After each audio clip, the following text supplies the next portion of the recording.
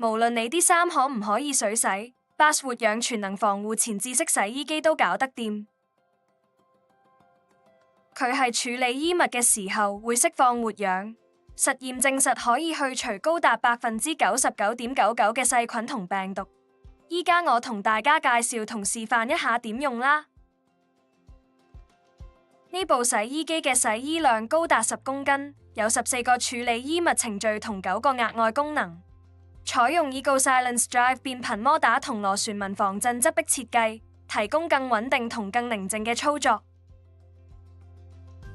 接住落嚟係講解點樣啟動洗衣程序。首先落咗洗衣液等處理衣物用品，之後選擇你需要嘅洗衣程序，有需要可以揀埋其他額外功能，最後撳 Start 就開始入水洗衫架啦。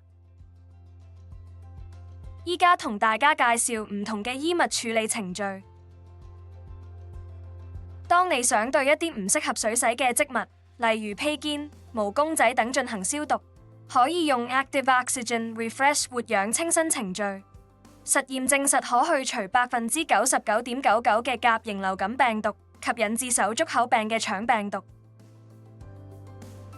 當衣物量較多嘅時候，可以用棉質衣物洗衣程序。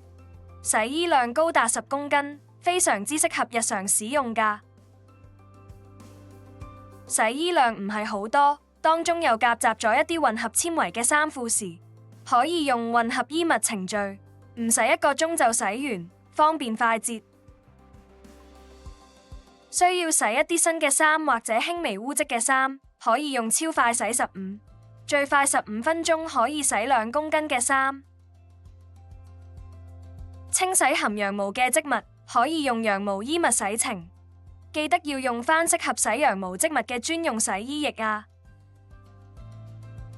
想自定一個洗衣時間，可以用隨心控時洗程。洗衣時間可以由20分鐘至60分鐘自由設定，洗衣量最多為2公斤。想將衣物做多一次脫水，可以用獨立脫水程序。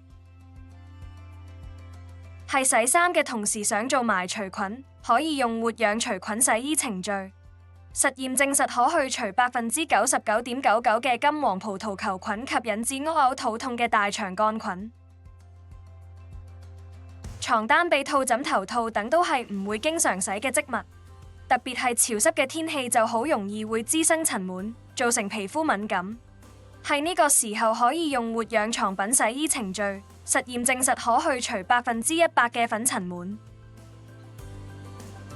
窗簾、梳化套都係一啲適合致敏源隱藏嘅區域，清洗呢啲織物可以用活氧除蟎洗衣程序，實驗證實可去除100%嘅粉塵蟎。防敏除菌洗衣程序能夠提供一個持續穩定嘅水溫去清洗衣物。遇到一啲有頑固污漬同需要高衛生要求嘅衣物，可以用呢個洗程。當需要清洗含羽絨成分嘅衣物，可以用羽絨衣物洗衣程序。記得用返羽絨專用嘅洗衣液，同埋唔好落柔順劑啊！戶外衣物洗衣程序適合清洗含防水薄膜塗層嘅織物，例如防水風褸。你可以係柔順劑格添加風褸專用防水液，洗程完成後自然風乾或者低溫烘乾就得。日常保養方面，建議最少1個月執行一次 Drum Clean 活氧清潔洗衣桶程序。實驗證實可去除99.99%嘅大腸桿菌、金黃葡萄球菌及黑曲霉。接住落嚟同大家介紹唔同嘅額外功能。每個洗衣程序已經預設咗一個建議清洗水溫，當然用家亦可以選擇一個適合自己嘅清洗溫度。每個洗衣程序已經預設咗一個建議脫水轉速，如果後續需要烘乾，建議選擇一個較高嘅脫水轉速。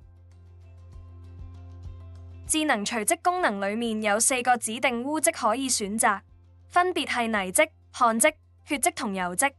當唔小心沾染到以上嘅污漬，可以加埋呢個除漬功能去加強清潔效果。有時唔小心落多咗洗衣液同柔順劑，可以點處理？另外，如果屋企有嬰兒、小朋友同老人家嘅話，就可以用埋額外過水功能，最多可以加多3次額外過水，咁就更有效帶走有機會殘留嘅致敏原啦。接近休息時間，可以用夜間淨洗功能，洗衣機會降低滾筒轉動嘅力度，同時亦會將通知聲靜音，咁就唔怕被嘈醒啦。當你唔能夠及時處理到啱啱洗完嘅衫，可以預設一個洗程完成時間，最多可以設定為24小時之後完成。想縮短洗程時間，可以用高速便捷模式，但要留意會減少清洗衣物嘅公斤數。接住落嚟同大家介紹洗衣機嘅注意同保養事項。